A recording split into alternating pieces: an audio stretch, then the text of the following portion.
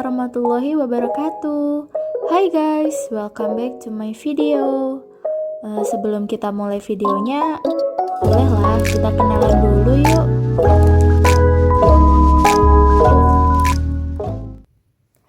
Perkenalkan nama kelompok kami. Pertama, Seva Rajabi Elia Trenggono, absen 32. Sinta Trisakti Fadila Zain, absen 33. Variasta Okta Sahara Putri, absen 34.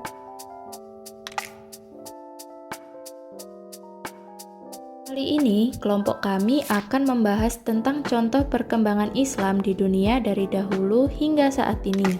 Secara umum, sejarah Islam setelah meninggalnya Nabi Muhammad telah berkembang secara luas di seluruh dunia. Bani Umayyah, Bani Abbasiyah, dan Kesultanan Utsmaniyah boleh dikatakan penyambung kekuatan Islam setelah pemerintahan Khulafaur Rasyidin. Pada perkembangan Islam ini, kami membagi menjadi 3 aspek, yaitu aspek ekonomi, politik, dan pendidikan.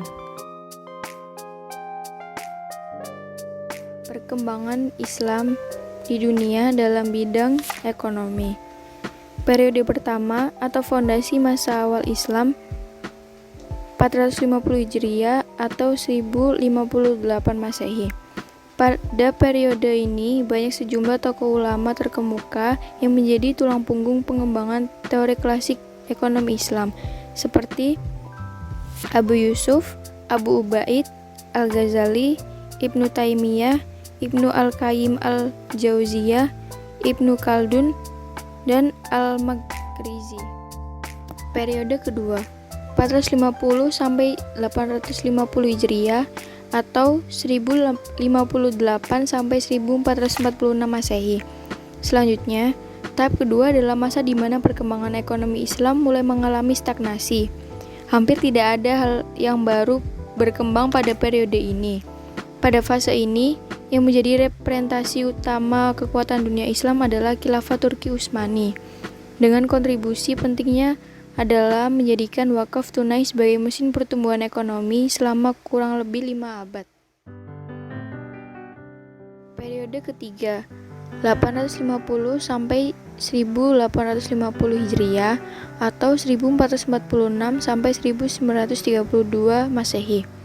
Sedangkan tahap ketiga adalah tahun kebangkitan kembali ekonomi Islam di pentas dunia.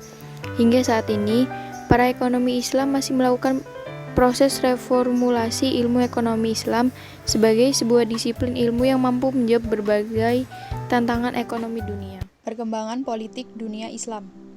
Pemikiran politik Islam abad klasik dimulai sejak Nabi Muhammad membangun sebuah komunitas Islam di Madinah pada tahun 622 Masehi. Setelah Rasulullah wafat, kendali pemerintahan dipegang oleh Khulafaur Rasyidin. Masa ini berlanjut sampai munculnya dinasti Bani Umayyah dan dilanjutkan oleh Bani Abbasiyah. Pada saat inilah dunia Islam mulai bersentuhan dengan gagasan dan pemikiran Barat. Padahal sebelumnya, kaum muslimin mendominasi percaturan politik dunia selama berabad-abad.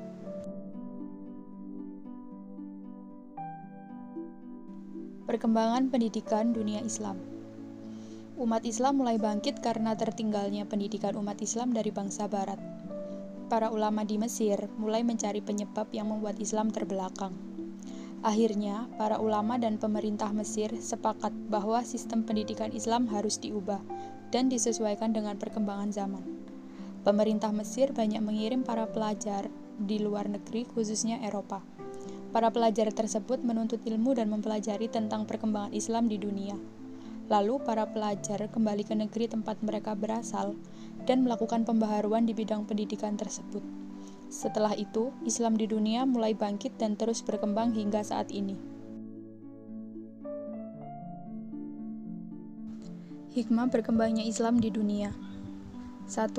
Dapat memberikan gambaran bahwa Islam merupakan agama fitrah dan berkembang ke pelosok dunia tidak melalui kekerasan atau peperangan. Yang kedua, dengan melihat perkembangan Islam yang menyebar ke pelosok dunia, umat Islam akan terdorong untuk meningkatkan kualitas, baik secara pribadi maupun umum, agar mampu berperan dalam pengaturan dunia yang semakin global. Yang ketiga, dapat menambah ilmu pengetahuan tentang perkembangan peradaban umat Islam di berbagai belahan dunia.